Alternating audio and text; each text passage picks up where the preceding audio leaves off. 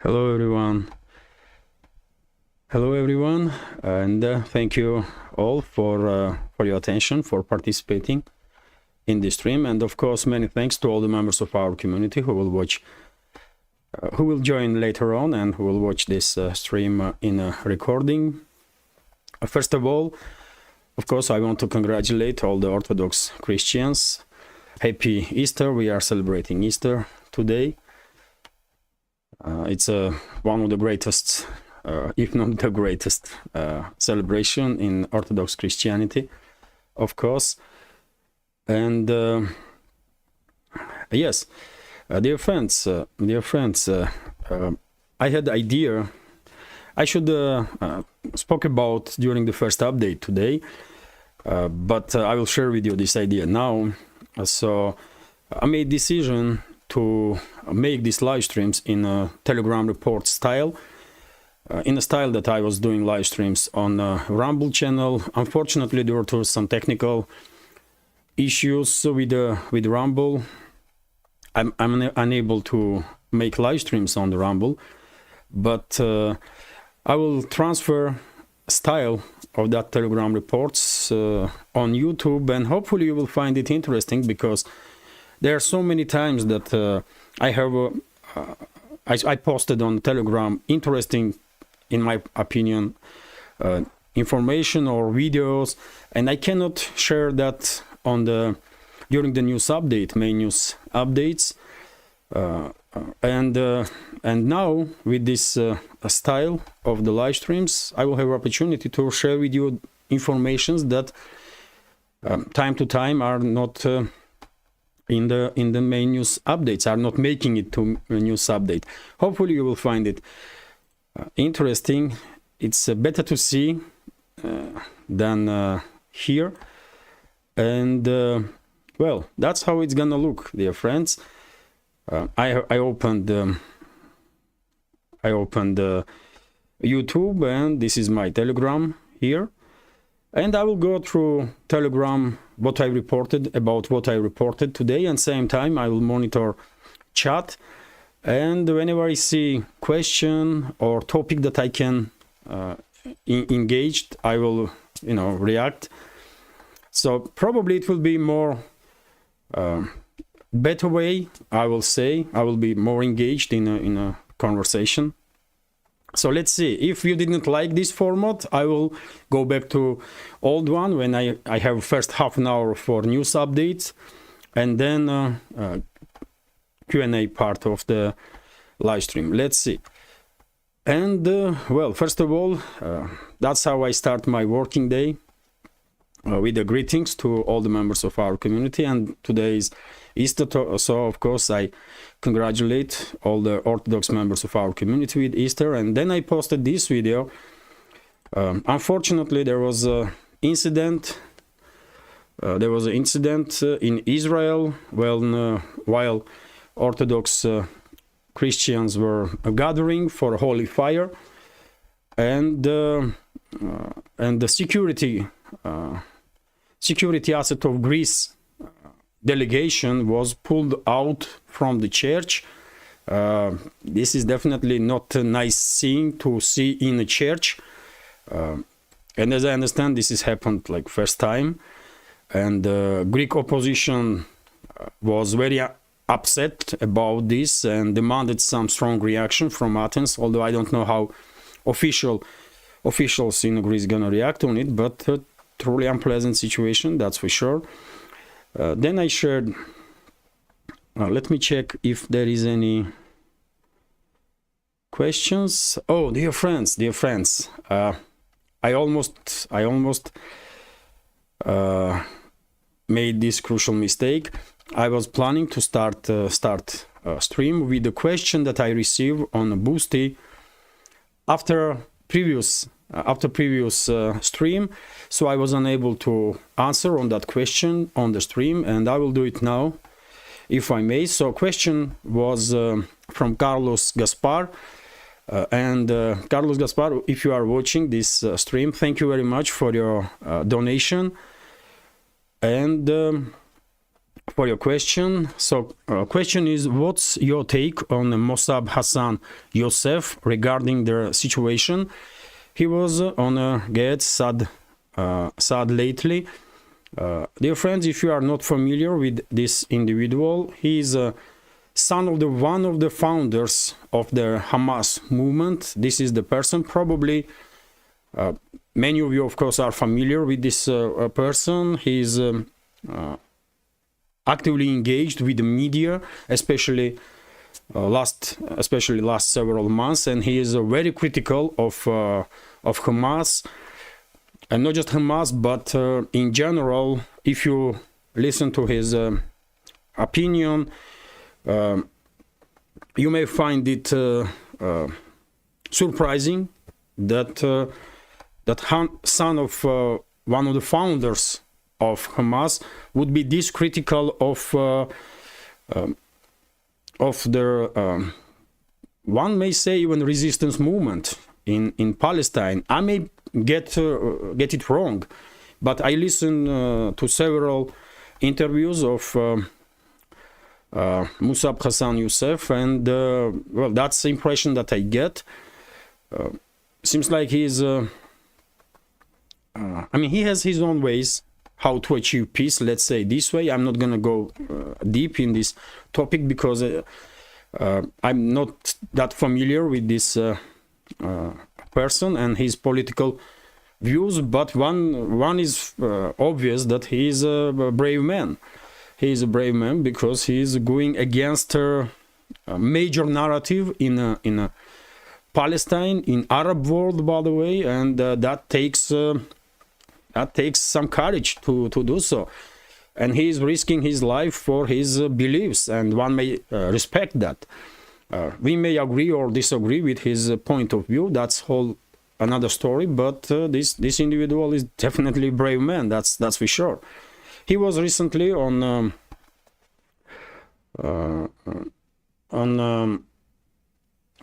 I forgot.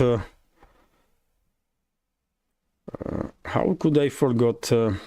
He was recently on Peterson, this also famous psychologist from Canada, I believe.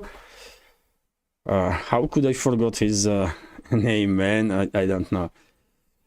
Well, anyways, this is I don't really have a I mean strong opinion on this person, and this is basically my answer to the question. There are topics when I have some knowledge and I can share opinion, and there are topics when my understanding is quite limited, like in this particular case. So therefore, I'm not gonna criticize this person. I'm not gonna say that his take on the situation is correct. I will just mention that it takes courage to go against current, as Musab Hassan Youssef does. So yes, that's a question, by the way, that I receive, and I will continue now. With the Telegram reports, and let me check if there is any question. And dear friends, if you can, please put a right question with the capital Q in front, or maybe entire question with the capital letters, so I will see it straight away, and we can talk about anything, just about anything, not necessarily about news and politics. Maybe you are interested in, I don't know, how is weather today. So as I said, if I can answer to the question, I will. If I can't, then I will say that, you know what, I don't know. So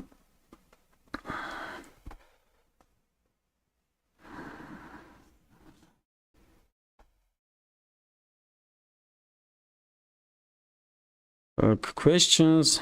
Jordan Peterson, yes, absolutely. Michael Kennedy, thank you for your help. He was on Jordan Peterson's show just recently. It was a quite interesting interview. I definitely recommend, if you are interested in to get know position of this individual, I will definitely recommend to see this interview. And Jordan Peterson himself is, one may say, legend of modern times. He's a superstar of the last several years, at least, on internet. So how could I forget his name, man? I don't know, but it happens. So yes, I don't.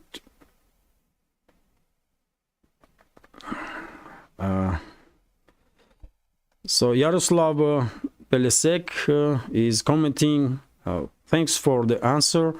I remember that somewhere I saw that there was a training of the Thailand and Chinese Air Force. Thailand had a Gripen C, China Su-27. Gripen always won in BVR fight.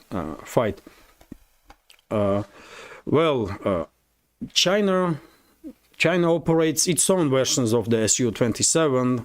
It's J-11 or J-11, I believe. That's designation of the Chinese copy. It's a copy, by the way. It's not a Russian-built plane, so they are not necessarily similar. They look similar, but they are quite different when it comes to avionics and capabilities of the planes. And well, Gripen is a good plane. I mentioned this a couple of times before. Sweden produces great planes, and it all depends on pilots. It all depends on pilots. I believe Su-27 is a little old, of course. But if you are talking about latest variations of the Gripen and latest variations of Su-27, which is Su-35, then odds are most likely that Su-35 will take down Gripen. That's my understanding. And I believe Su-30s are also capable to take down Gripens. Su-30s are also extremely capable planes, by the way. India, for a reason, brought several hundred of them. Su-30s. So thank you for your question, dear friends. Nidesh Kumar is commenting J-11s. That's so I was remembering correctly. Question also from Jesus Aguilar. ICC has a warrant for Putin for moving kids out of their battlefield. Will the International Criminal Court destroy itself by refusing to issue a warrant for Netanyahu and the Israeli officials? Of course. There can be no questions about it. In previous updates, I spoke about this topic, and me personally, I have no doubts that ICC will do nothing when it comes to Netanyahu and his government. And just imagine how enormous situation is, and how politicized this institution ICC is right now, and probably always was, because Putin and Russian ombudsman for kids, there was arrest warrants against them for evacuating kids from a conflict zone to save the lives of the kids. And what we see in Gaza Strip, it's you cannot compare. By the way, you cannot compare. Unfortunately, Netanyahu's government is guilty of death of tens of thousands of civilians. I'm absolutely sure. By the way. It's intentional destruction and this intentional killing of the civilians, which is a war crime. There's no way I will ever believe that this is just collateral damage, what we are seeing in Palestine. No way. This is not collateral damage. When we are talking about collateral damage, take a look at the conflict between Russia and Ukraine. High intensity conflict with two armies, with the modern weapon systems. And one should always keep in mind that Ukraine is basically proxy of the NATO, so it's NATO conducting war against Russia by sacrificing Ukraine. And according to UN's data, about 15,000 civilians have been killed in almost 2.5 years of this conflict. And then compare this to what happened in a couple of months in Palestine, and you will definitely have understanding that in Ukraine, in Ukrainian crisis, you are dealing with the collateral damage, which is unfortunately unavoidable during the large-scale military confrontations. But in Gaza Strip, you clearly see intentional targeting of the civilians. And what is most devastating and cannot be ever justified is that half of the killed civilians are kids, by the way. Half of the population in the Gaza Strip are kids. And I mean, ICC will do nothing. And by the way, Washington was quite clear also about it. They said the ICC has no rights to do anything against anybody in Israel. And that's additional indicator that ICC definitely is a tool in the hands of Western ruling class. There can be no doubts about it. So, thank you for your question. And dear friends, simultaneously I will check Boosty. This is Boosty, by the way, and I will check donation alerts. And if I receive question on these platforms, of course, I will answer straight away. When it comes to chat, as you can see, dear friends, I'm monitoring chat, and I will try not to miss question. But if I see question on Boosty or donation alerts, I'm definitely not gonna miss it. That's for sure.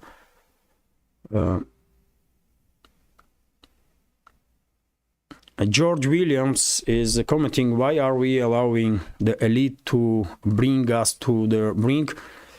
Oh, that's a question for $1 million, isn't it? I don't know. I don't know, man. I don't know.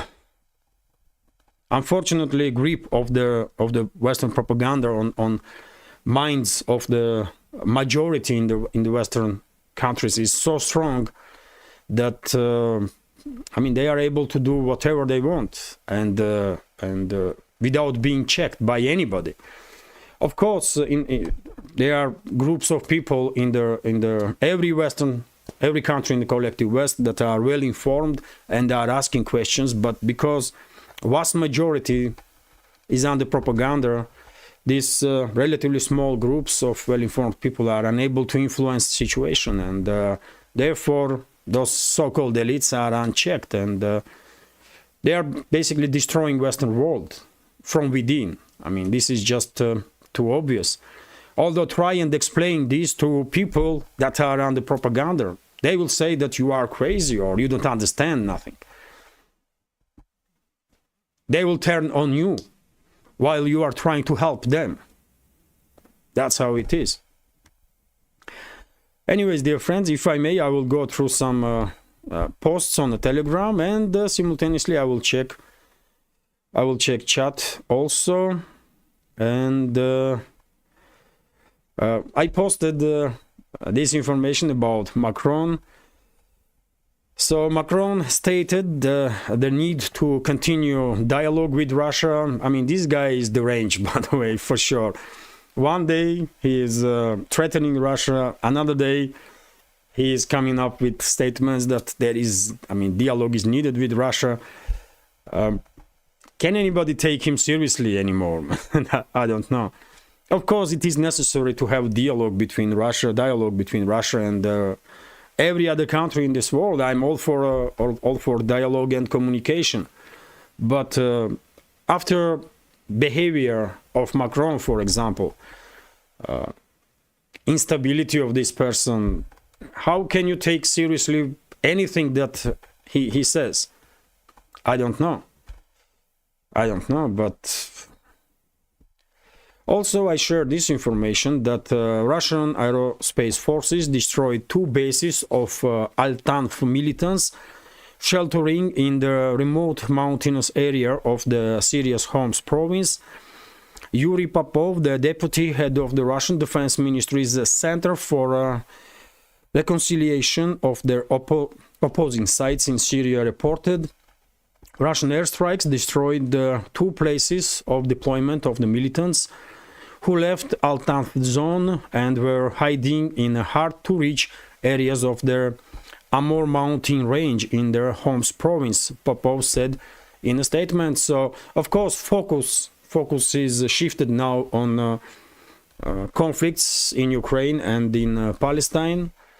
But in the world, there are many other conflicts, unfortunately, that are continuing and even escalating. And, well, one of those conflicts are, of course, in Syria. Of course, major breakthrough already happened with active support of Russian Federation and Iran. Also Hezbollah from Lebanon, by the way.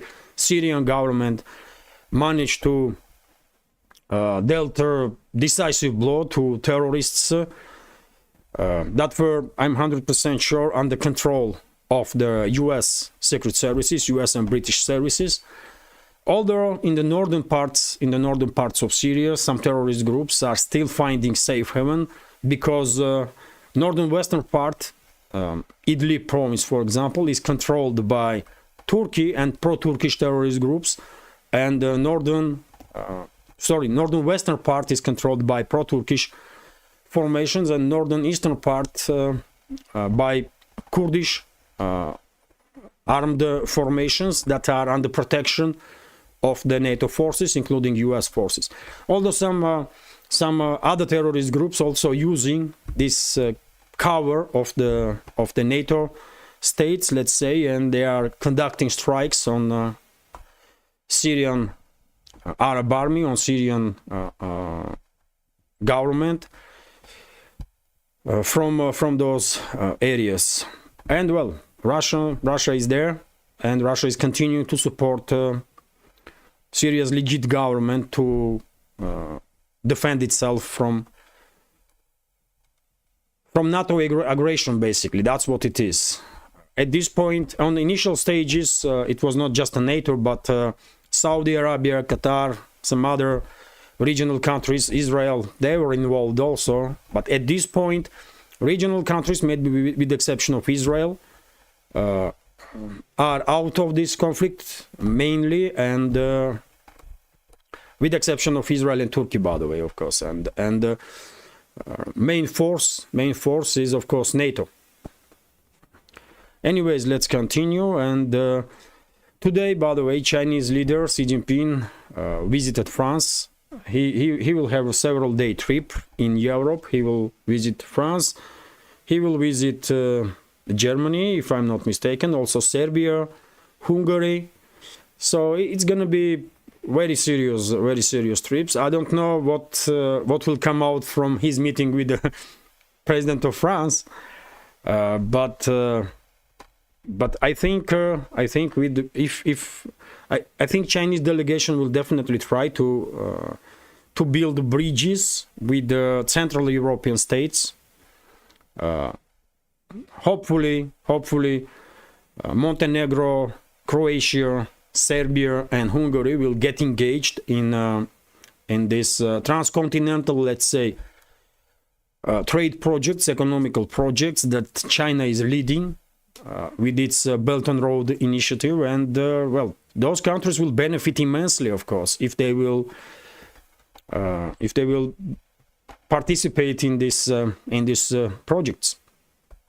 But anyways, let's go through this news. So Macron will urge Xi Jinping to use Moscow influence over the Moscow in regards to Ukrainian conflict. Chinese President Xi Jinping arrives in Paris Sunday to meet his French counterpart Emmanuel Macron, who is expected to try again to persuade his visitor to exert his influence with Russia to change their calculation regarding the conflict in Ukraine. France is also unhappy with an apparent trade tit-for-tat after Paris probed vehicle exports from China before Beijing opened investigation into brandy imports. Xi Jinping is also set to meet European Commissioner chief Ursula Ursula von der Leyen. Yes, Ursula. She's gonna use this for her election campaign. She's engaged in elections, isn't it? Local elections. She wants to maintain her current position. But yet again, I don't know how effective negotiations between Chinese leader and Western European states gonna be. But I believe there is a potential with the Central and Eastern European states, and if they will get engaged with the BRICS, with the Belt and Road Initiative, well, that will benefit them greatly. I have no doubts about it, and that will give them leverage over the other countries, also in Europe, and they will gain some more independence, let's say, from Brussels, with with the exception of Serbia. Serbia is not a member of EU, although Vučić recently, president of Serbia, recently made it quite clear that Serbia, in his opinion, Serbia's path forward is towards EU. Well, it's up to Serbian people, by the way. If they will decide that that's what they're gonna do, then who am I to criticize that decision, isn't it?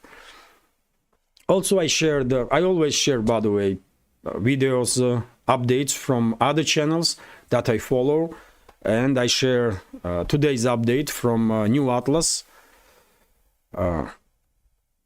Brian Berletic, a great author of this channel, always informative programs, by the way, always a great expert. Also, Jake Sullivan reveals conditions of potential US defense deal with Saudi Arabia. The Biden administration will only sign a defense pact with Saudi Arabia if the kingdom agrees to normalize relations with Israel. US National Security Advisor Jake Sullivan has made it clear in an interview with the Financial Times. Well, Saudi Arabia and Israel were quite close, according to some reports, to reach agreement. Although, unfortunately, then escalation happened in the Middle East. This tragedy that we are seeing in Palestine. Initially, of course, there was attack on Israel, and then Israeli response, and well, whatever plans Riyadh and Tel Aviv or West Jerusalem had. Those plans have been postponed. That's for sure. And right now, I don't think this kingdom gonna be in a position, gonna feel itself in a position to start rebuilding relationships with Israel once again. Although hopefully, I know this is unlikely, at least now, but at least I can hope, isn't it? Hopefully, Israel and Palestine will come up with some concrete solution to make sure that both sides will live in peace with each other. It might be a two-state solution. It may be one-state solution when every citizen has similar rights. Whatever will work is good. Whatever will bring peace to these people. And when that will happen, I think. Of course, all the regional states have to establish with Israel good, friendly relationships. Why not, for God's sake? How long they gonna continue not recognizing each other? This is nonsense. This is just nonsense. I mean, how you can not recognize what is factual? Anyway, let me check chat question. Oh, I will check if I may also Boosty. So nothing here, and I will check donation alerts also, and well, nothing here. So okay, so I can see question here. Buncher Dent, China is on nose diving record. What are your views, Levan? Is in nose diving. China is in nose diving record. Maybe I'm not getting the question right. You mean China is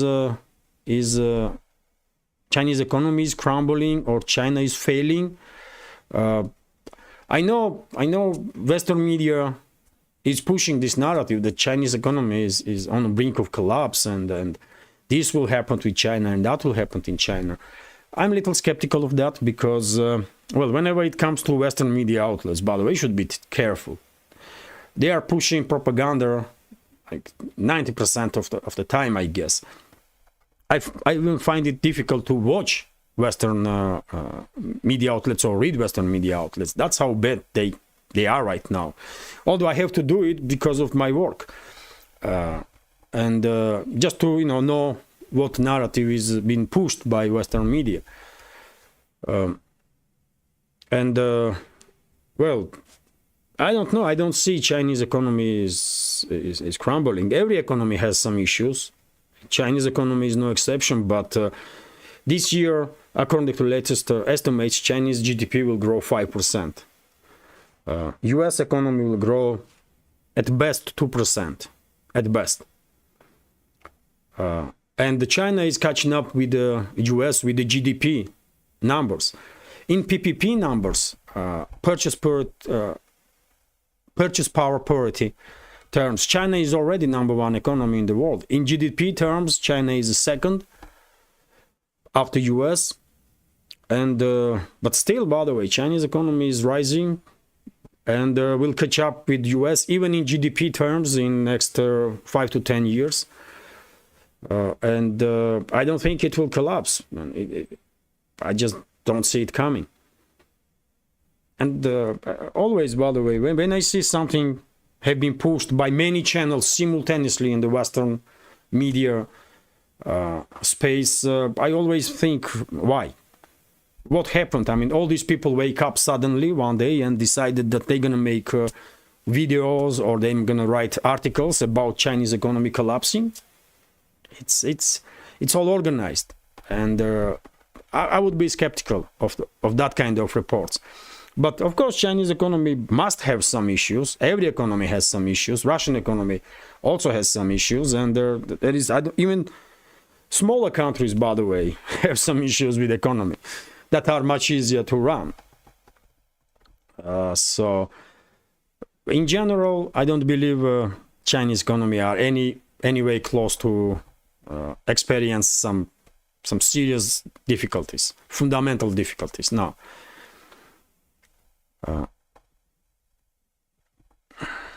Nick Hell is asking, when is third vote for a Georgian foreign agent bill? In about 2 weeks' time. According to news that I read, the Georgian parliament will work on a third reading of this bill in about 2 weeks' time. Of course, if situation will be stable in Georgia, I remind you that Western-controlled the so-called opposition and NGOs and the media and Western institutions, by the way, are in control of significant part of media in Georgia. Majority even of media outlets are controlled by different Western institutions, from Soros funds to USAID and so on. And they are continuing their protests, by the way. Today, yesterday, every single day, they are trying to destabilize situation. Although I saw videos from yesterday's activity of those so-called oppositioners, and the crowd was quite smaller than in previous days. Although this is not necessarily indication of anything really. Maybe people just get a little tired. People that are under influence of those groups, and after a day or two, there will be another wave of protests. I don't know, but when it comes to third reading of this law, it will happen in about 2 weeks' time. Dear friends, sorry if I miss any question. Michael Kennedy is commenting, I can't watch MSM anymore. Oh, it's bad, man. I don't watch TV. I don't watch TV for, I don't know, 20, 30 years, for long. But on internet, by the way, I am subscribed to basically all the all the media outlets, Russian, not Russian, I mean US, Europe, you name it, Global South, whatever is in English, in Russian, English, in Georgian, in languages that I understand. I'm subscribed and I'm watching just because this is my work. I need to be prepared for my programs, and I need to know what kind of narrative have been pushed. Otherwise, I would not watch, man. It's so difficult. Nowadays, Piers Morgan is extremely popular, isn't it? Maybe not popular, maybe this is the wrong word, but he makes some waves on YouTube with his Piers Morgan Uncensored, and I mean, quality of his programs, by the way, if you take in account producing team that he has, quality is too bad, man, too bad. And Piers Morgan himself, he was editor-in-chief of the Guardian, if I remember correctly. Recently, there was one expert, by the way, on his program. He was interviewing one expert. And that was such a failure, by the way, on part of Piers Morgan. I don't know, man. Too bad. And maybe not because he is that stupid, but because he has to push some narrative. He was basically pushing like Third World War. And this expert was saying to him, I mean, do you even understand what you are talking about? This expert was amazed by stupidity of the questions that he was receiving, and unwillingness of this person, Piers Morgan, to act as an adult, you know. And nothing to be said about, I don't know, CNN and BBC and the rest of the programs, by the way. It's so... Questions?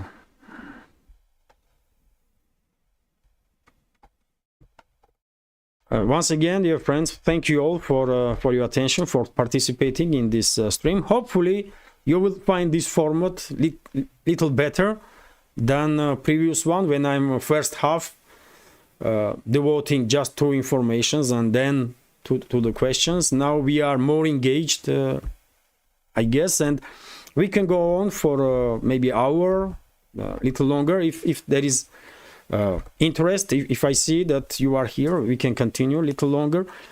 And simultaneously, if I don't see questions, I will continue with the news.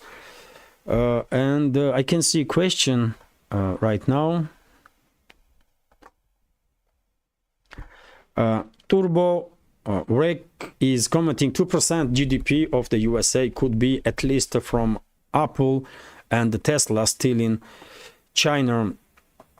Well, US, as I said, all economies have issues, and in my personal opinion, although I'm not expert in finances, of course, in my opinion, one of the biggest problems that US economy may face is these bubbles in IT. In housing market, maybe in banking sector.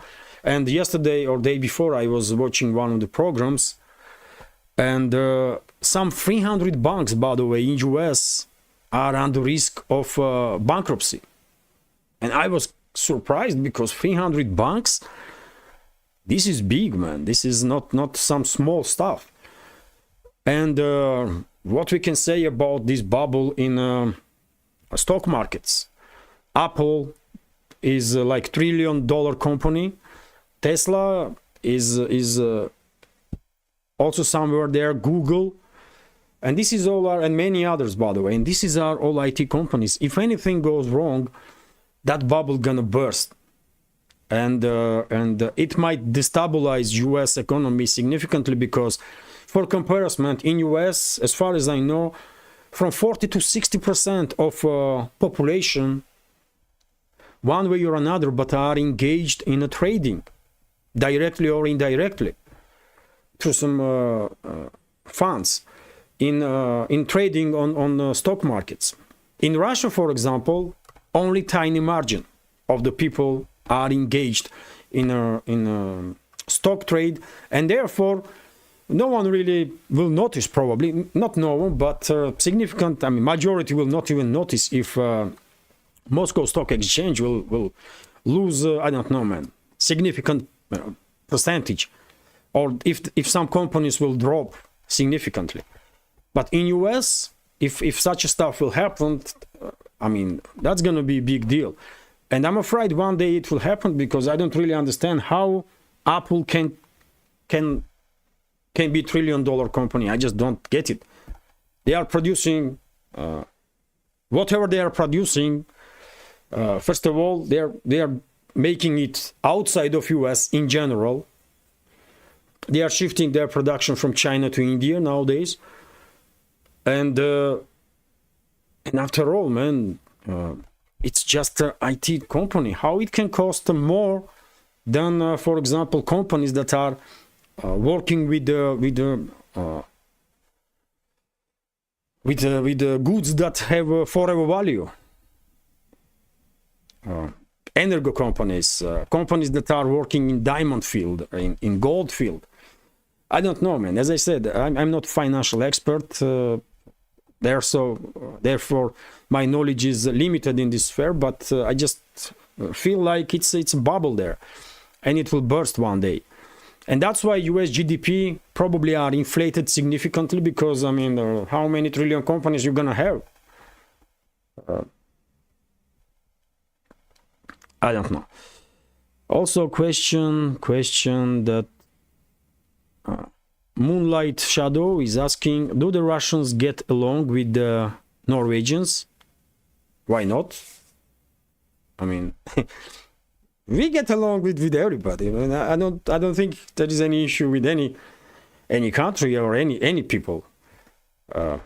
You may find some idiots, man, everywhere. You probably will find some idiots in Russia also that will not get along with nobody on this planet.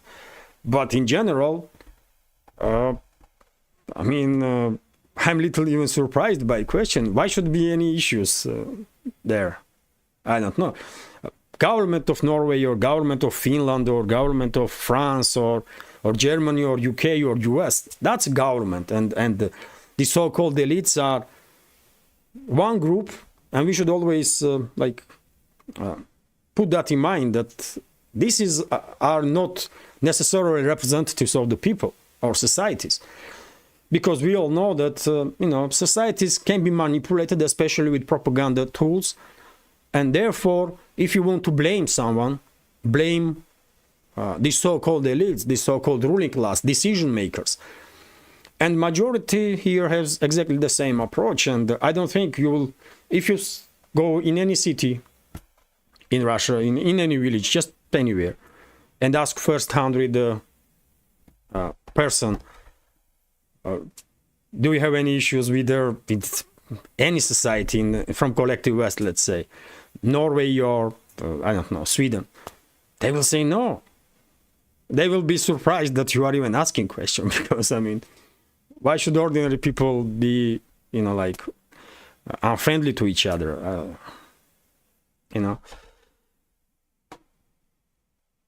Questions. Dear friends, sorry if I miss any question. Nidesh Kumar is asking, what is the status of Russian military in Niger? What is up to? Well, in Niger, by the way, I reported about it a few days ago that right now Russian and US militaries are located on one base, and Pentagon even increased readiness of their troops on that base. Although why? Just why? Of course, Russian and US troops gonna get along quite okay if they are not prohibited to even communicate. But right now, Russian forces are, maybe not all of them, but some of them are located on a base with together with the US forces. It's 101 air base in Niger, and I guess Russian forces are there to stay for a long time. And today, dear friends, and I shared on my Telegram also, that video, there was an interview with the president of Congo, for example. And one of the French channels were taking this interview, and this journalist was somewhat surprised that leader of Congo was saying that, you know what, China and Russia is acting very differently from Western states, from France, for example. They don't have this arrogance during the communication. They are, when they see that they've been treated like equal, because they feel that, we all are equals, by the way. And when they see that French elites, for example, treat them like, we are not equal, they don't like it. Obviously. I'm not gonna like it. And the leader of Congo openly was saying to French journalists that, guys, you are acting with arrogance. You are coming in and acting like you are kings here, while Chinese and Russians are coming in with respect. And of course, they are gaining support. And this French journalist was dismayed. He could not believe, couldn't understand what was going on. That's the level of arrogance, by the way, on the part of some so-called elites in the West. So, well, Russian forces are there to stay. As long as African nations want Russian forces there to help them to stabilize situation, to combat extremists and terrorists, and as long as African nations want to maintain good, friendly, working relationships with Russia is going to be there. And relationships historically are good, isn't it? Soviet Union was a major supporter of independence movement of African nations, and many nations remembering this. It's not that long ago that this was happening, So Russia is going to stay there as long as it's welcome. If Russia will find itself not welcome, I don't think there will be any issues. Like French leadership is trying now to hold on to its positions there when they know perfectly well that they are no longer welcome, and they were probably never welcomed. Russia is not gonna do that.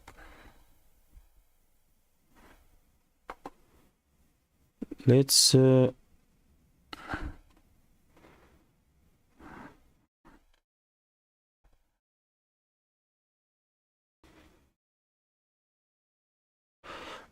Bancher Dent is asking, Levan, what do you infer from the recent words by Elon Musk on US dollar?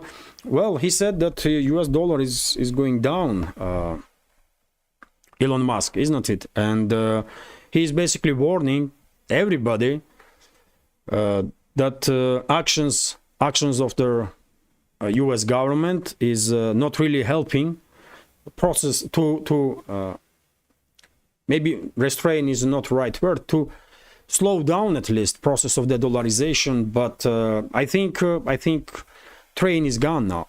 I don't think process of de-dollarization can be stopped because trust, Western financial and banking system no longer have any trust, and right now world is still forced to use Western currencies and Western banking and financial system because there is no alternative.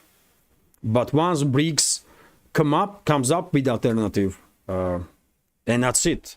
And by the way, trade between major countries already have been shifted significantly from dollar to local currencies. For example, between China and Russia, some 90-95% of trade done in national currencies. Same process is happening with India. Same process is happening with other countries. And it's not just Russia, but India and countries in the Middle East are beginning to trade in national currencies. China is doing the same. So, I mean, this process will continue. And Elon Musk is right. He is correct. Dollar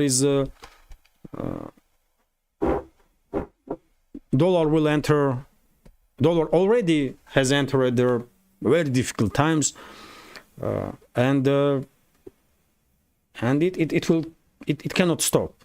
It just would not stop this process. I don't believe that dollar will completely collapse. I don't buy in that, because some experts are predicting that dollar will completely lose its value. This is I don't believe in that. I don't believe euro will completely lose its value. Of course not. US always gonna be major economy in this world, and EU combined gonna be one of the major economical regions in this world in decades to come, and in hopefully centuries, if humanity will not destroy itself. But and therefore, of course, dollar will stay one of the major reserve currencies, and euro will be the same, but they will lose significantly in value. And that may create some very serious difficulties inside the US with their inflation, hyperinflation on initial stages, but eventually in 5, 10, 15 years time, probably this transformation will happen to new reality, and things will calm down. So I don't know if my answer was interesting or not, but that's how I see the situation. And dear friends, also let me also share with you some posts from the Telegram, and this is a video of preparation on Red Square for a parade for Victory Day on 9th of May. This is Iskander tactical missile complex, and there was some armored vehicle initially.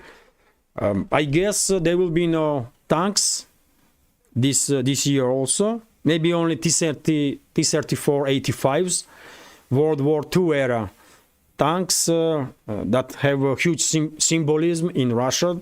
We see T-34-85 as a victory tank. We call it as a victory tank, Tank Победы.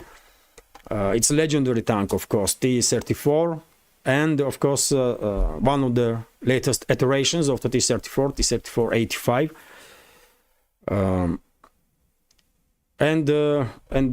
Well, one of the members of our community recently asked me if I will make video from parade, and their friend's point is that I don't have permission to go on Red Square. Red Square will be sealed, of course. There will be guests, presidents, prime ministers, ambassadors, and so on. No one gonna let me in, of course, and therefore, and also, by the way, on the ways where this military equipment will move, and also military personnel, those roads are blocked. Last year, I tried to make video from parade, and I was unable to get closer to the roads where military equipment was moving, or military personnel, to make video for our for channel, for our community. And therefore, probably this year it will be the similar story. I may go to Moscow anyways, because it's a big celebration, and Moscow is wonderful, and I can make video from different areas of the Moscow, how we celebrate Victory Day, and our community hopefully will find it interesting. And early morning, I will definitely try once again to get closer to the roads where this military equipment is moving, to make some videos. If I manage it, good. If not, then anyways, Moscow, there are gonna be so many areas where concerts gonna take place in open air expositions. So it's gonna be nice, and I will definitely try to make photos and videos, and I will share it on YouTube channel, on Rumble channel, and also on my Patreon and Boosty. And well, let's check, by the way, Boosty and donation alerts. Nothing here. and I guess nothing here. So yes,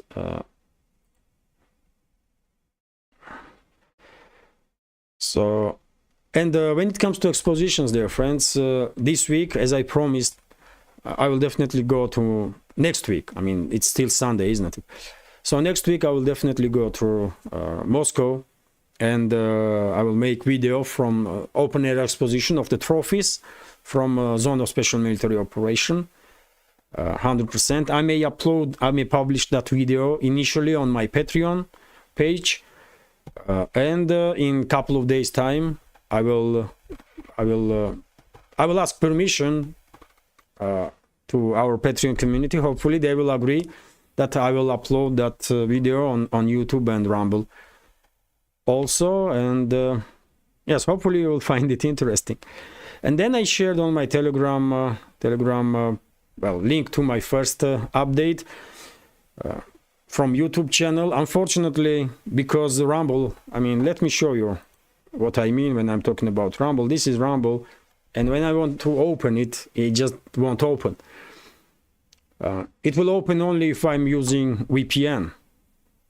It will open only if I'm using VPN, and with VPN, speed is so low that I cannot do live streams, and even uploading new videos takes just quite a long time. And therefore I upload first YouTube update, link to update from YouTube, and after quite a while, or maybe I even did not upload link to Rumble, I don't remember now. But usually that's what I do lately. I'm uploading first link to my YouTube update, and then on Rumble.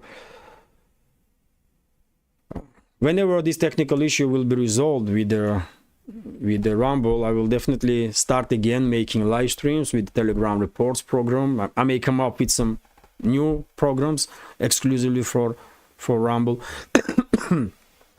Because my channel is monetized on Rumble, and of course I have direct interest to have more views and more subscribers on Rumble channel. And dear friends, I share this post also. United States is the main warmonger in the world, the Chinese Foreign Ministry said, following Blinken's visit. So well, Blinken was not as successful as Washington was hoping, I guess. I predicted that.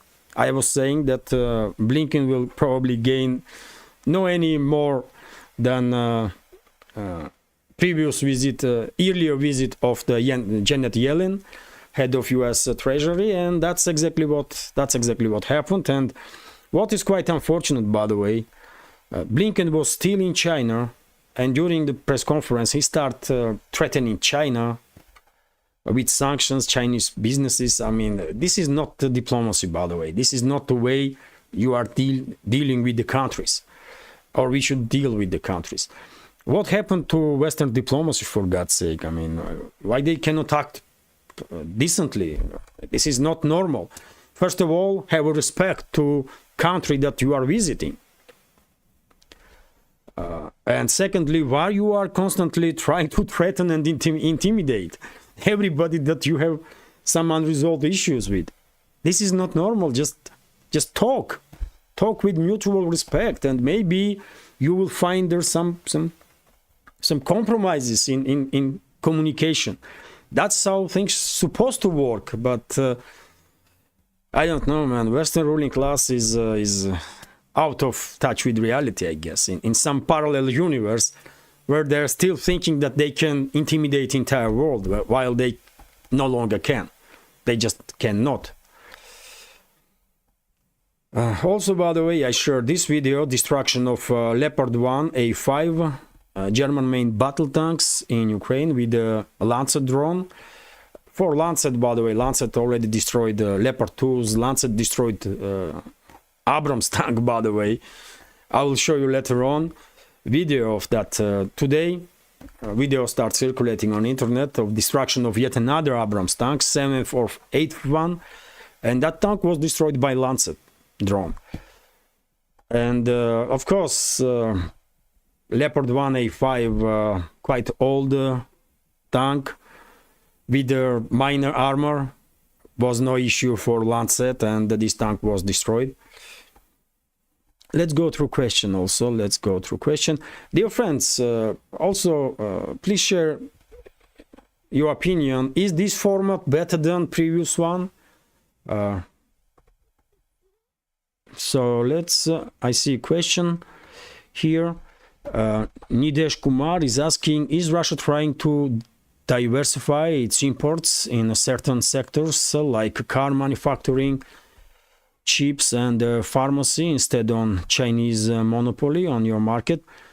Well, I'm quite sure Russian companies, Russian government is stimulating diversification of their economy, and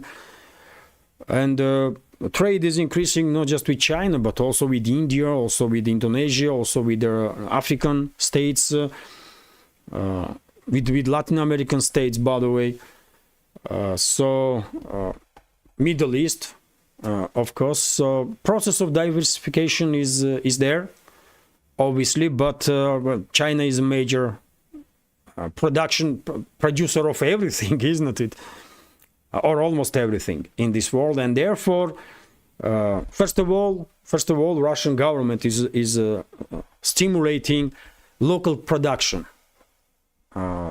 That's where investments are heading. Although of course there are certain components in different businesses that needs to be imported from outside, and well, China is a major partner in this regard, undoubtedly. Although other countries are catching up also. India, by the way, I believe in India. I have extremely warm feelings to India. I think Russia and India should be strategic partners. And India is rising. India has a great future. It's a superpower, by the way. It's a superpower. And as I mentioned just a few minutes ago, for example, iPhone, by the way, Apple is transferring its production of iPhones, for example, as far as I know, from China to India. We all know how great Indian scientists are and mathematicians, and I mean, just give it 10, 20, 30 years, you may not recognize India, by the way. India gonna rise very fast and very strongly. And I'm all for that. And meanwhile, of course, Russia will try to, not be dependent on Chinese imports too much, and we'll try to find some alternative sources of import also whenever it's necessary. Although, as I mentioned, main direction of Russian government, as far as I understand, is local production. Whenever it's profitable. Although, of course, it's a major point also that you're not gonna invest millions and billions into in production of something that may not really have a huge demand on internal market, and therefore there always will be something that needs to be imported. But in general, Russia is, of course, first of all, trying to invest in local production, and significant steps have been made in this direction. And then, when it comes to imports, yes, Russia will definitely try to not be dependent on China on extreme levels. And I want Russia and India to be strategic partners for many reasons, by the way. And well, I believe India and the global south, by the way, in general, Indonesia, Vietnam, Philippines, Singapore, those countries also, of course, will participate in that.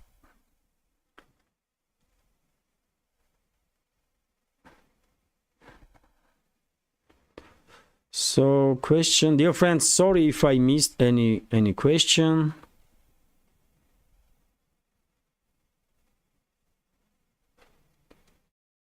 India and Africa is rising. Vadim, Segede is saying, absolutely, by the way, absolutely. India and Africa are rising, and just give it 30-50 years, by the way, with the stability, with internal stability, African nations gonna not just rise, but they're gonna make huge jumps, by the way, forward.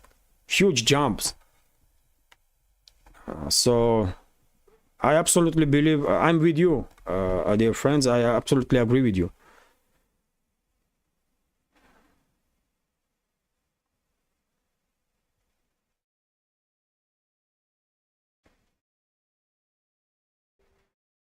So, well, I see no question at this moment.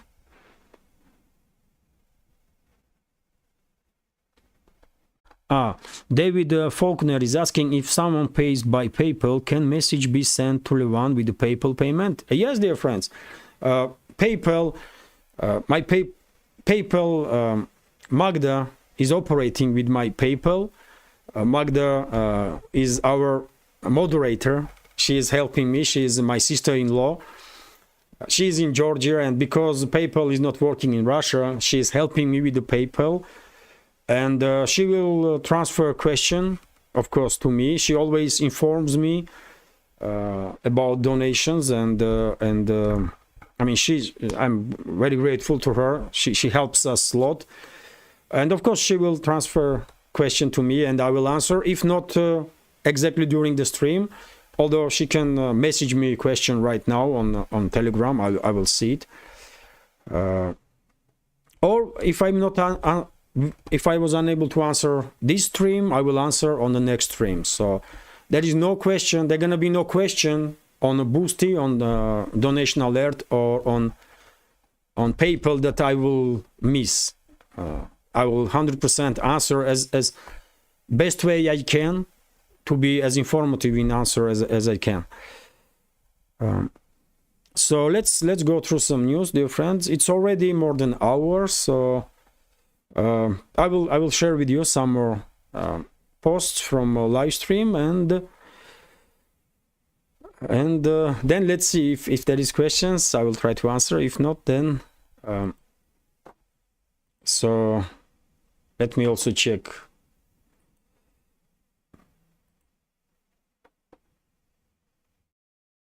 So yes, I checked this, nothing there. So let's continue with the Telegram. And well, Financial Times come up with the article that Sullivan says military aid will help Ukraine mount counteroffensive in 2025. I spoke about this in the morning's update, isn't it? Well, this is, I guess, statements for internal use, and article for internal use in US, because outside of US people will see this statement as a kind of laughing stock. What you are talking about? What 2025?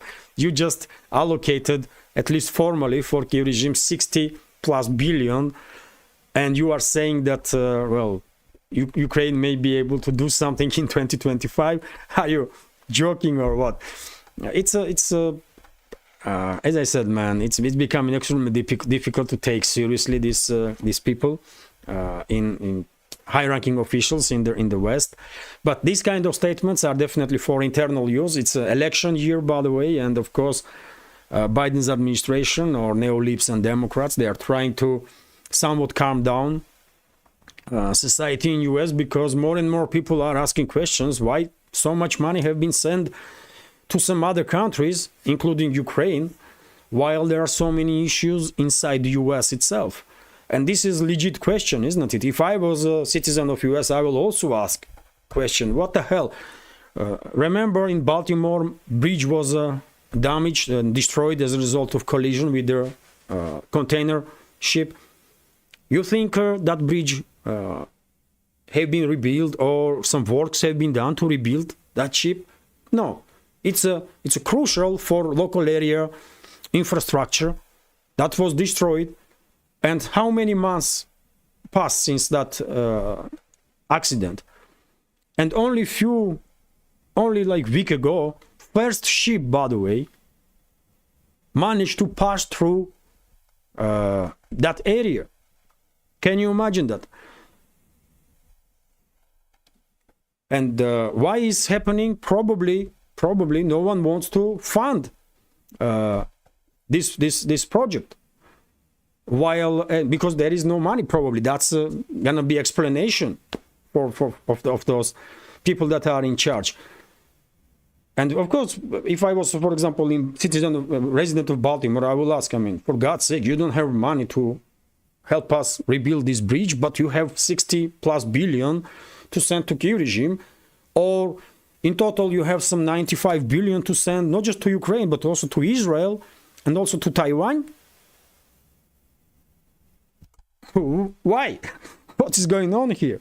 So more and more people are asking questions, by the way, and this type of articles can I see at least as a attempt to damage control inside the US. This is for US public, not for outside, because I mean they are not that stupid not to understand that people will laugh on these type of statements outside of US. And probably inside of US also. And then I shared video of today's update from Military Summary channel. Of course, all of you are familiar with this channel. Then I shared today's update of Russian Defense Ministry on progress of special military operation in previous 24 hours. I would not go into details. For next times I will go through details, although it will take just a minute or two. So in general, by the way, just in previous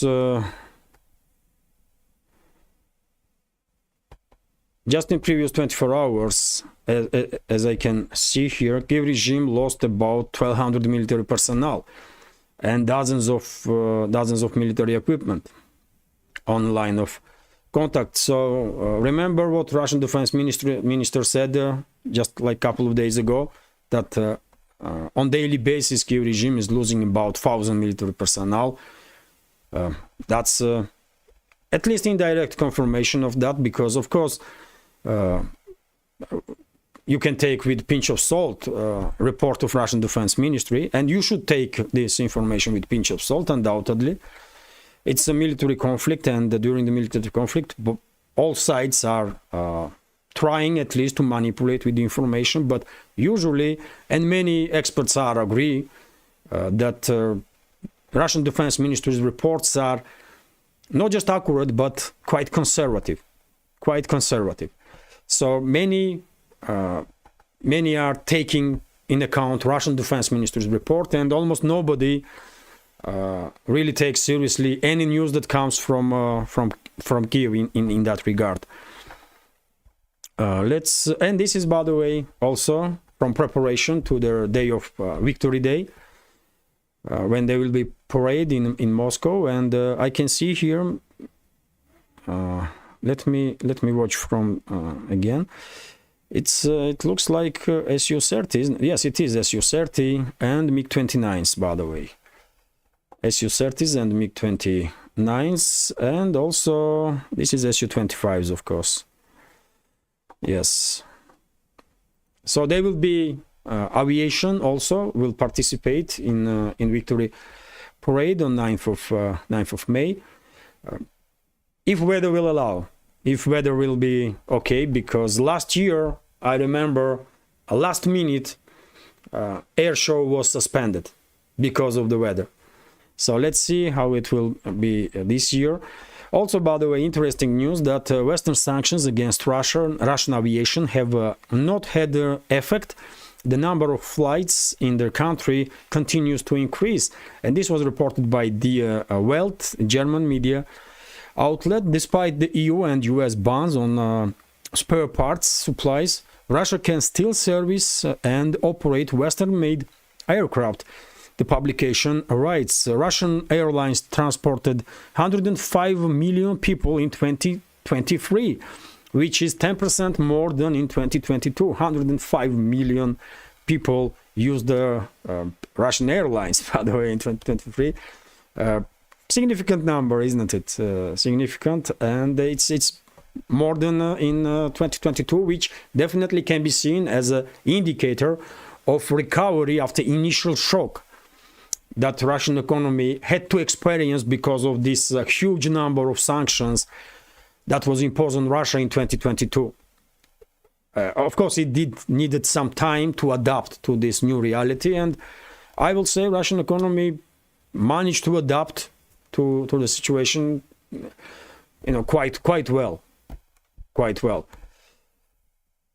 Also, by the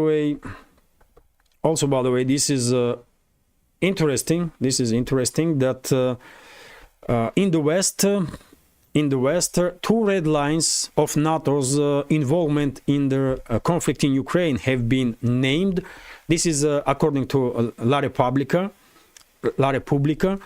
media outlets. So first is NATO may intervene in the war in Ukraine if the event of direct or indirect involvement of Belarus in the combat action. So if Belarus or some third party will get engaged there on Russian side, in Russian support, then according to La Repubblica, NATO may get involved in that case directly. The armed forces of Ukraine cannot fully control the border, which creates conditions for the Russian armed forces to break through the corridor between Ukraine and Belarus. And the second red line, according to La Repubblica, the second possible reason for invasion of the Western troops into Ukraine could be Russian aggression against the Baltic countries, Poland or Moldova. I mean, Baltic states, first of all, by the way, this is BS. I don't believe if Belarus will get engaged, NATO will start war against Russia. I just don't buy it. It's not happening. It's just not happening. Although, why Belarus will get engaged with its troops in this conflict? I don't see a reason for that. Moscow did not ask for it, and I believe Russian forces are conducting operation and demilitarizing Kyiv regime and denazifying Kyiv regime quite successfully. And when it comes to second so-called red line, Baltic states and Poland, okay, they are NATO member states, but Moldova is not NATO member state. So I don't think this can be a red line. I don't believe in that because after all, I can't remember, one of the high-ranking officials in the West, by the way, current high-ranking official, was very critical of these calls to deploy troops into Ukraine by NATO, and that because this individual, this high-ranking official, I just can't remember who was that, defense minister of Italy or So argument of that person was that Ukraine is not NATO member state, and NATO has no obligation. Or it was Slovakia, by the way. It was Slovakian prime minister, one of the high-ranking officials, anyways, and that was the argument that Ukraine is not NATO member state, so why should we have any obligation to enter this conflict? We are not doing this, and Moldova is no any different, by the way. Although, of course, Russia, I believe, has no plans to conduct any operations against Moldova, if not provoked. If Sandu's government in Moldova, with cooperation with Zelensky's regime, will start attacking Gagauzia autonomous region, for example, in Moldova, or Transnistria, that declared independence from Moldova some 3 decades ago almost.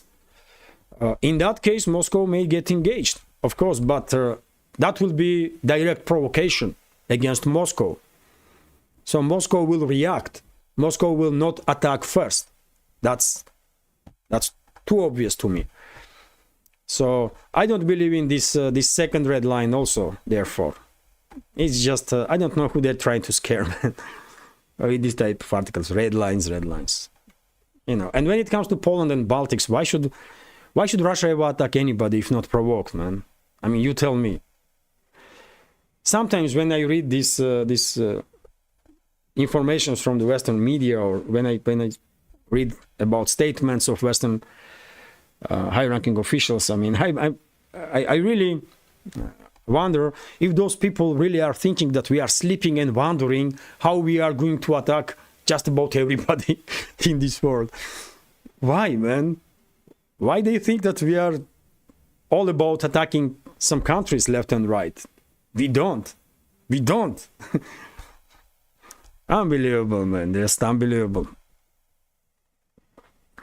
Also, as a result of error in privacy settings, thousands of videos of secret video messages of German army, by the way, become available for public viewing. What about that? For several months, the records, including documents marked top secret, could be viewed by anyone. The problem was discovered only on May 3rd. Okay, man. I mean, how you gonna comment this? This is nonsensical, man. This is crazy. Bundeswehr has some big issues in its hands, I guess. Then, by the way, there was explosions in Kharkiv today. I shared the video and you can hear explosions. And this is, by the way, this is an interview with the president of Congo, Felix Tshisekedi, when he said that Russians and Chinese behave better than Europeans in Africa. And it's true, by the way. This is president of Congo saying this. And he definitely knows better than I do about situation in Africa. And this journalist, I guess from some French media outlet, was just shocked to hear that you know, France no longer seeing as a strategic partner or welcomed in Africa, although I doubt that France or any other colonial power was ever seen as ever were welcomed in Africa. I don't think so. Also, by the way, I shared video from this channel, Irishman in Russia. Many of you did watched it. It has 241 views, like 10 likes, 11 reactions. It's a funny video, by the way. It's a funny video. I'm following Irishman's channel on Telegram. I definitely recommend. This is not advertisement, by the way. I don't have advertisement on my channels, unfortunately. I would like to have, but I just don't. And I saw this video on DD Geopolitics channel, and I make sure that I'm subscribed. I checked a channel of Irishman in Russia, and yes, I am subscribed. He shares some videos, informations, and this one produced on high quality, by the way, with humor, with good humor. So yes, I definitely recommend that.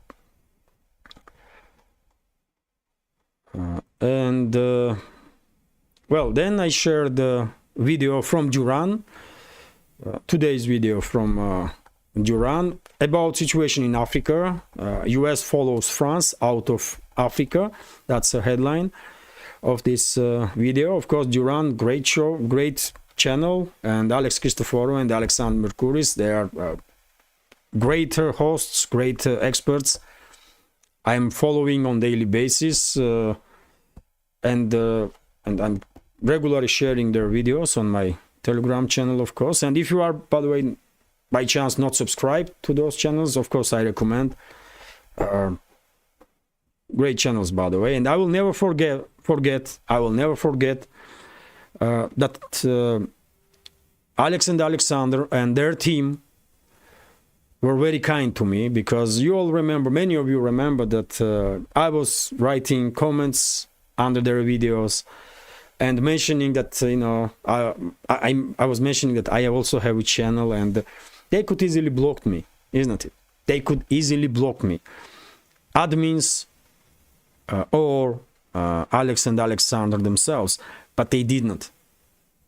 So They not just did not block me, but they invite me to their show once, and when I asked them to participate in live stream on my channel here on YouTube, they agreed, and I'm forever gonna be grateful for this, man.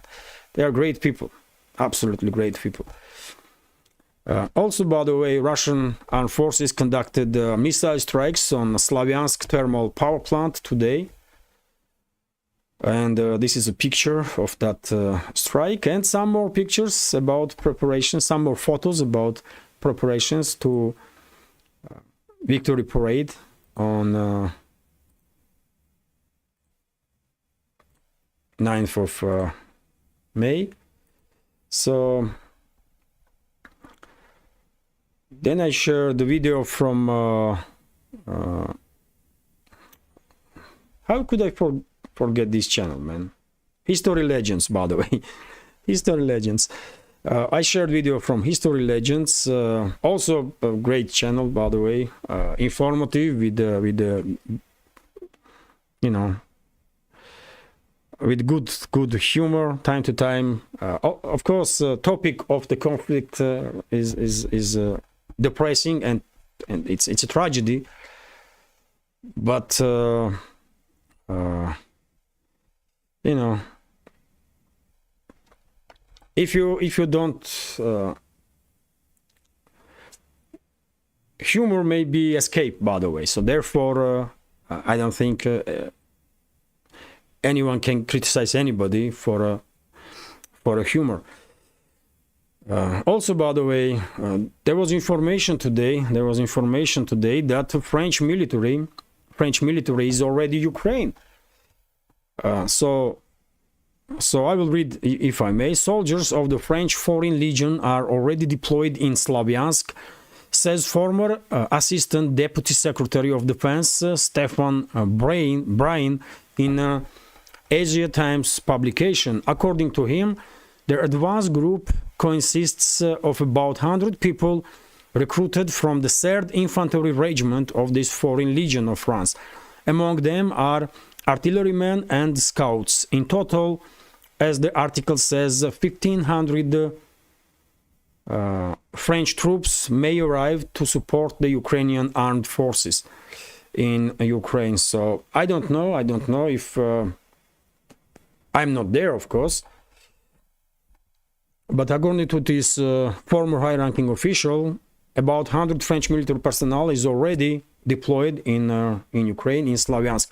And Slavyansk, by the way, if we take a look at the map, Slavyansk is not far away from Chisov Yar. So Slavyansk is, let me find it, by the way. That's Slavyansk. This is Slavyansk, and this is Chisov Yar here. Here Chisov Yar, Slavyansk here, and Kramatorsk. And Seversk, by the way, on the eastern side of Slavyansk. So, well, interesting. Once again, I did not see any comments on this information on Russian media from Russian high-ranking officials. I don't know if information is correct or not, but you know, probably we will learn some more in upcoming days. So, well, then I share this video, by the way, of devastating flooding in Kenya. Scary footage, by the way, definitely. Just look at this, man.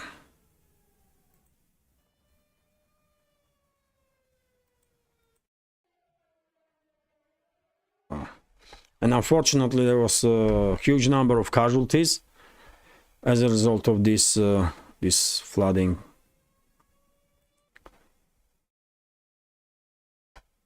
So, and this is video about arrival of the Chinese leader in France.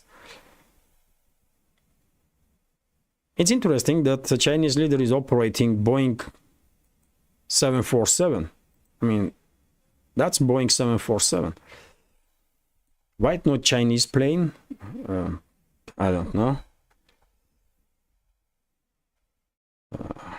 Especially nowadays, by the way, when Boeing is experiencing quite a, you know, of course, Chinese #1 plane is gonna be safe and secure, but still, you know, Russian president flies on Russian Il-96 plane. So EU naval mission has very few warships left in to defend against Houthi attacks, according to media reports. 3 months after the launch of its operation, Aspidis, the EU has faced a shortage of warships to protect merchant vessels in the Red Sea. After the withdrawal of the German frigate Hassan, there are only 3 warships left, making it impossible to continue the mission. Vasileos Griparis, commander of the EU naval mission, said, as quoted by Der Spiegel, German media outlet. So, yes, what you gonna do? In NATO, by the way, there are major force, US Navy and US Air Force and military, ground forces. And there are small pocket armies, and those pocket armies not really are capable of much, and that's why I'm not surprised at all to hear that this EU maritime mission is basically failing due to lack of warships. And dear friends, this is the video that I was talking about. This is destruction of Abrams tank by a Russian Lancer drone. I was surprised. Abrams is a heavily armored tank, but still Lancer drone managed to take it down. Of course, if Lancet was targeting frontal armor, it will do nothing. It will just scratch. But on a side armor is weak on every tank in the world. So Abrams is no exception. And of course, roof of the turret is also lightly armored, and if you are targeting roof, then you can easily penetrate, that's for sure. So this is another Abrams that gets smoked on the battlefield in the zone of special military operation. This is I don't know, 7th one, 8th one, somewhere there. Then I shared video from Alex Christoforou, host of Duran Show, of course, and his own channel. Always great videos, by the way. Always. I watched every single day. And then this video: Switzerland will not supply weapons to Ukraine. The law on the state of emergency does not apply in this case. Swiss President Viola Amherd stated, well, unfortunately, Swiss weapons already have been used in Ukraine, and Swiss itself acting as a part of this anti-Russian coalition, and therefore, I mean, of course, Swiss leadership can talk about neutrality of Sweden and try to highlight that they are still neutral, but no one is buying that anymore. No one. So, dear friends, just a few more posts. This is, by the way, drone dogfight. Did you ever see it? Drone dogfight? That's it, by the way.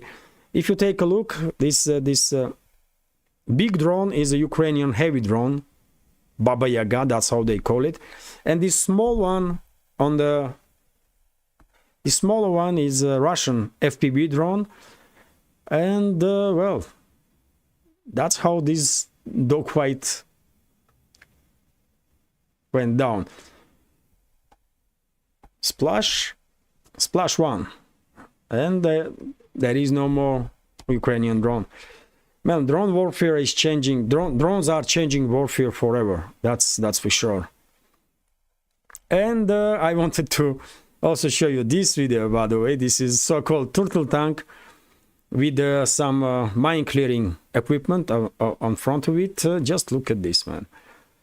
And when I see this equipment, by the way, this modification to protect tanks from drones, mainly, you know what I remember? I remember times when there were assault guns in armies in Second World War, and for some time after Second World War. There was a period when assault guns were used in all around the world, and I guess times are coming back. This is assault, some of the assault guns, by the way.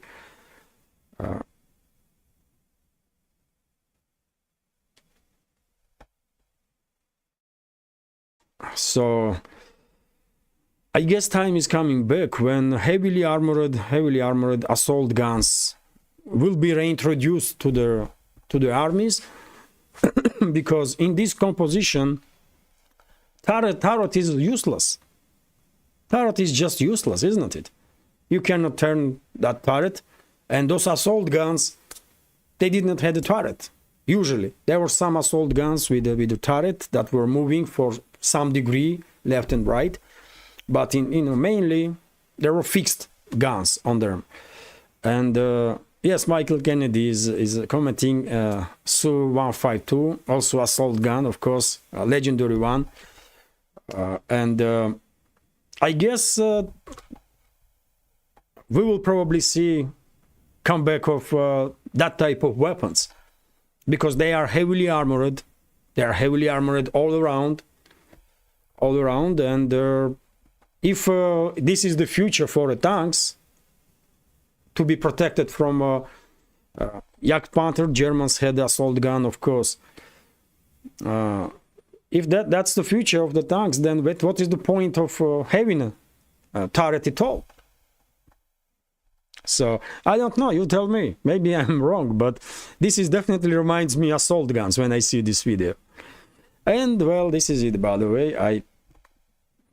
Before I start stream, I share the information that in 30 minutes they will be streamed on my channel on YouTube. And yes, let's go through some questions now, and I will end this video. Hopefully you will find this format interesting. You will find this video interesting, and members of our community that watch it later on. So questions now. Questions. Root Greening is telling me thank you for what? Thank you, Ruth, for your attention and support. And dear friends, Ruth, let me inform me recently that you all remember Flick, isn't it? Veteran of our community. So she managed to communicate with him, and he's okay. Many of you, of course, are asking me questions. Where is the Flick? Where is the Flick? And I didn't know. And he's okay. He's just, I guess, tired of this news, which is unfortunately in mainly about some negative stuff. It may be depressing, by the way, obviously. Well, he's resting, as I understand, from news and politics and that kind of stuff. So main point is that he's okay. So I'm grateful for Ruth for informing me, and I'm letting you know now that he is okay. Let's go through some questions now. Questions. Once again, dear friends, if I miss any question, sorry about that. Let me check also here on Boosty, on Boosty nothing, and on donation alerts,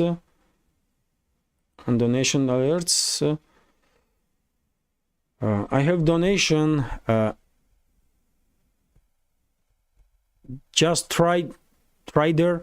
Thank you very much for your donation, for $10 donation.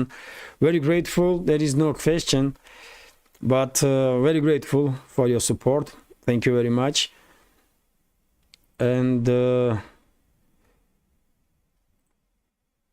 yes, let's continue. Saturn is asking, how is the economic situation in the Belarus now? In the Belarus, well, Belarus was always doing quite okay, really.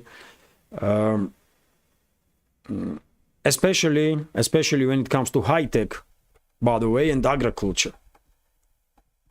Well, I did not see any reports on the media or in different channels about deterioration of the economical situation in Belarus. So therefore, I guess they are doing okay.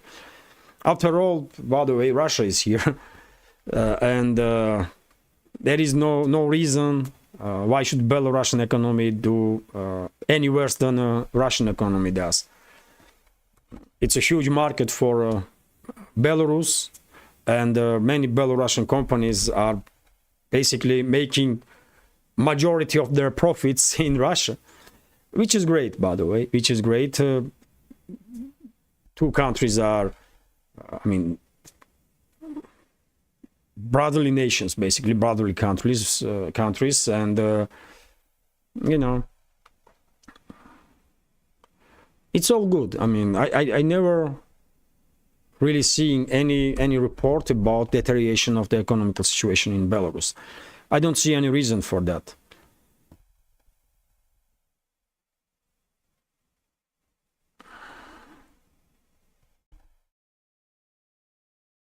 And by the way, Belarus is very big in high-tech production.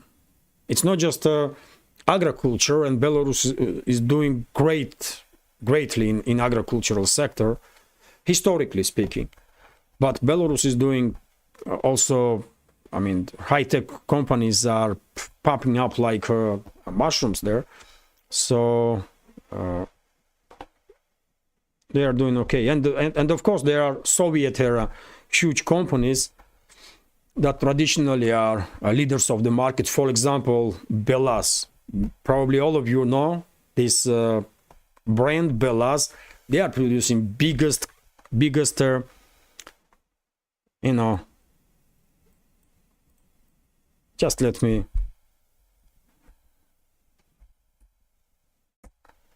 that's Belaz, by the way. That's what they are producing for carriers, you know, for coal,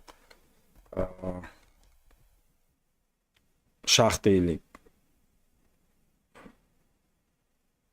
They are producing biggest trucks, Belaz trucks in the world. So of course they are, you know, and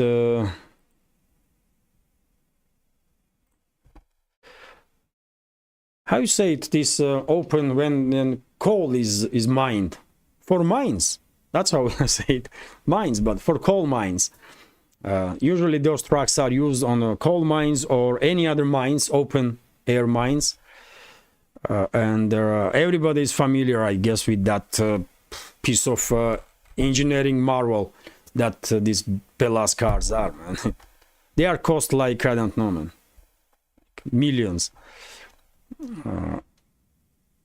Although they are in high demand because of their capacity to carry unbelievable volume of and weight. So Tariq Renman is asking, well, will Russia go all out in Ukraine? Well, I don't think we should expect anytime soon this Sparrow offensive from Russian side. This is not a tactic that Russia, or strategy that Russia is deploying. I believe current active defense strategy is doing its job, and the Kiev regime forces quite effectively have been demilitarized.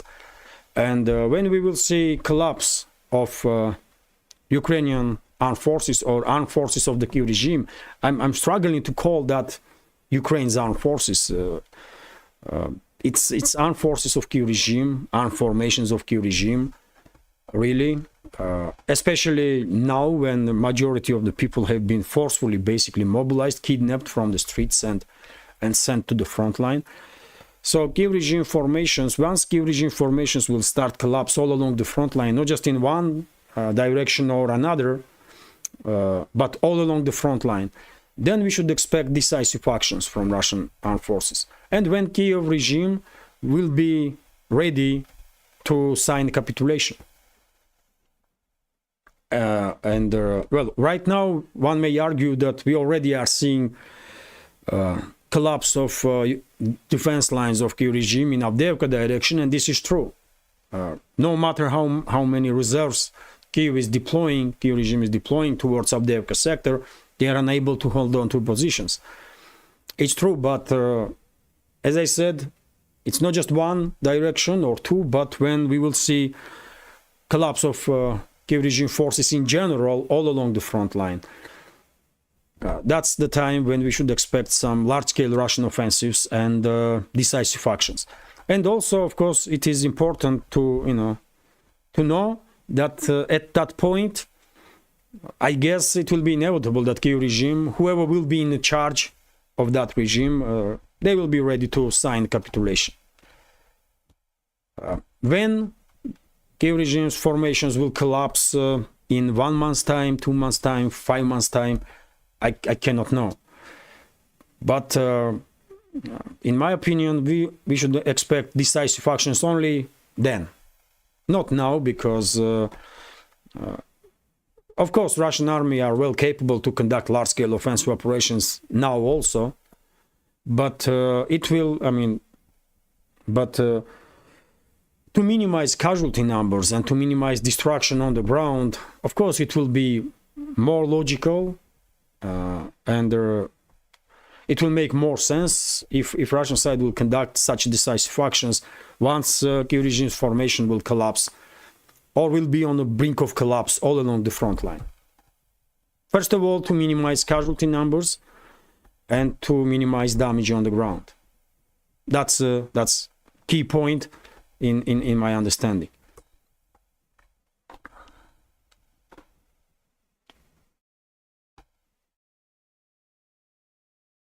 Dampf Kanuk is asking, Leman, what is your favorite kind of tasty piece of cake? Oh, that's quite a question. I do like sweets, by the way, since I was kid. Well, I like all cakes, man. I just, in general, I like sweets. That was when I was kid, and they did not change until now. Although, of course, during the Easter, we have Easter cakes. I guess in Orthodox Christianity, we have Easter cakes, and I guess in other countries, not just in Russia, but in other countries also are Easter cakes, of course, eggs and Easter cakes. And these days, Easter cake is a favorite. But in general, I like all cakes, sweets.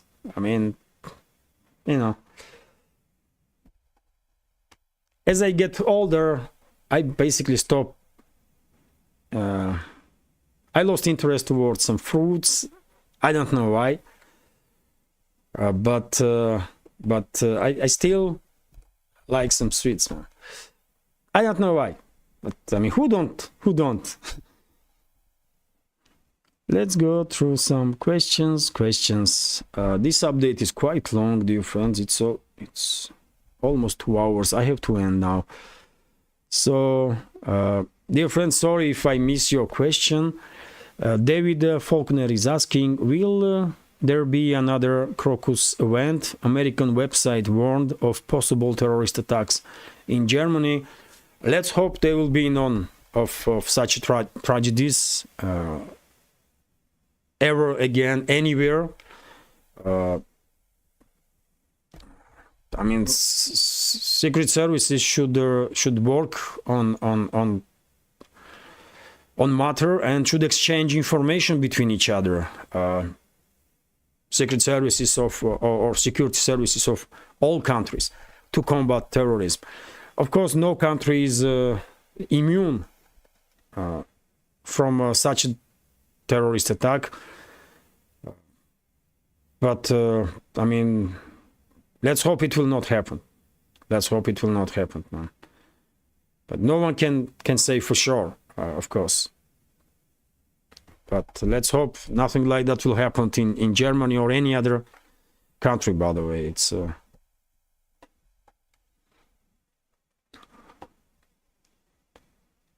that's why it's necessary, I mean, at least on the level of security services, cooperation to continue between the countries, even when countries themselves are not in the best relationships. Questions. Peace 0101 is asking, after Zelensky mandate over, will he be target for Putin? No, I still don't think so.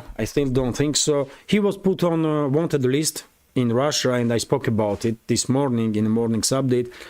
Yes, he was put on a wanted list, but I believe this is just to send a clear signal to their masters of the Zelensky, to the collective West or Western ruling class, that Moscow will no longer consider Zelensky as a legitimate president.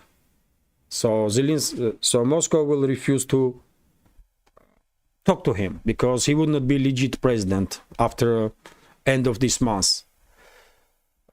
Towards the end of this month, it's 20 or 21st when presidential terms will end for Zelensky. But when it comes to his safety and security, I don't think Moscow will target him or Russian secret services. Why? Especially if former Prime Minister of Israel, I can't remember his name, but if he was correct when he said that Putin himself promised him that Moscow will do nothing against Zelensky personally. And if Putin promised that, I don't think he will change his mind. So, I mean, he is a legit target for Russian armed forces. He and the entire leadership of Kyiv regime, this terrorist regime, they all are legit targets, in my personal opinion. But I don't think Putin will authorize any action against him. I just don't see it.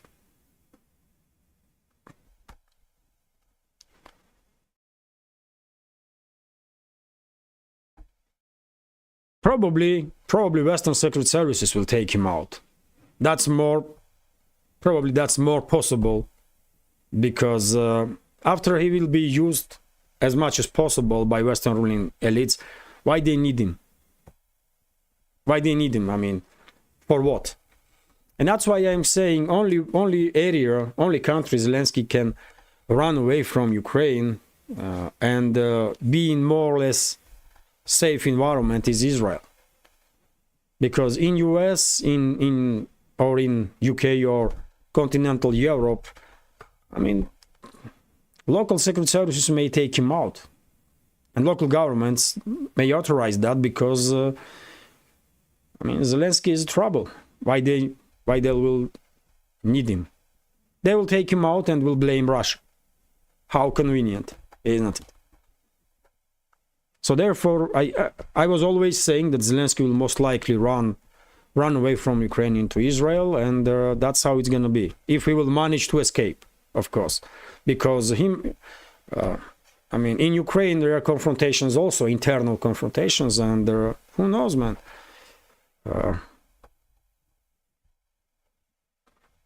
Some Ukrainian groups may try to take him out on their own.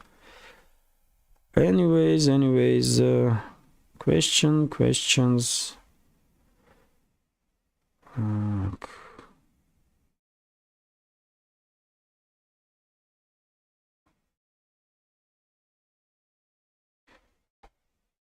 questions. Oh, I see question.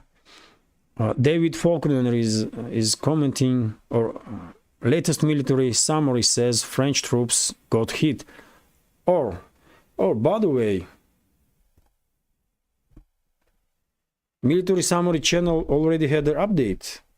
Maybe I have a live stream now. I don't know, but well, if that report was correct and first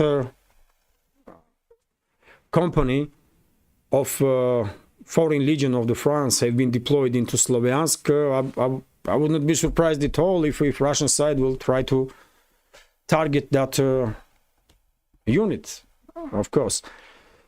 So